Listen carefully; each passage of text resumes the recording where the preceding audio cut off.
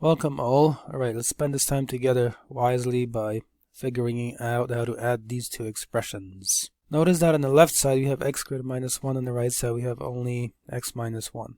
They are different. So in other words, x squared minus 1 is not the same as x minus 1 by itself. This is squared. The minus 1 parts are the same. So what we have to do is factor here.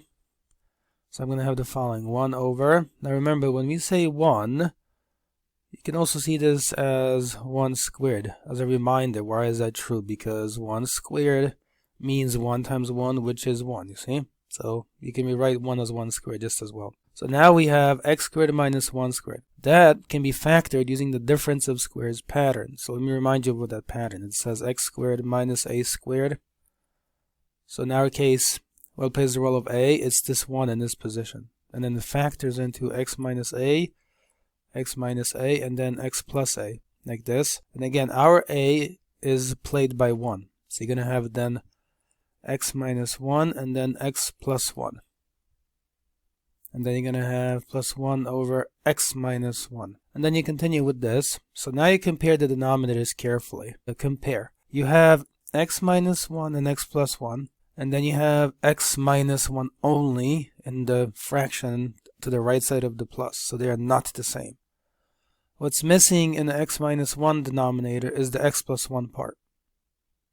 So what we can do is multiply by an appropriate form of the number 1. We can say 1 over x minus 1 times x plus 1 plus 1 over x minus 1, and then just multiply by x plus 1 over, let me highlight that, x plus 1. The reason you can do this is, let me stress this quantity right here, x plus 1 over x plus 1 is just equal to 1.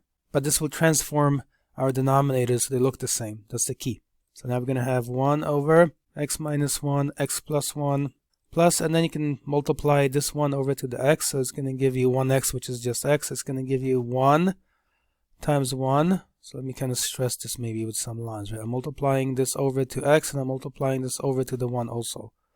So it's going to be x, 1 times x, and then 1 times 1, 1. So plus 1, and then you put this over the same denominator of x minus 1 and then x plus 1. And now we end up with the following. The denominators are already the same, so you can just work on the numerators. So I'm going to say 1 plus x plus 1 over x minus 1 times x plus 1. And lastly, just add up the 2's, the constants. So you're going to have 1 plus 1, which is 2, plus x. If you like, you can say x plus 2. It makes no difference. And then you can end up here with x minus 1 times x plus 1. Or, to stress this, this is equivalent to writing, for example, 2 plus x as an example, and then you can put the x plus 1 first and x minus 1 second. These expressions are equivalent. And that is it. So if it's been helpful, please leave a like, please subscribe. Thank you so much for watching. I will see you in another video.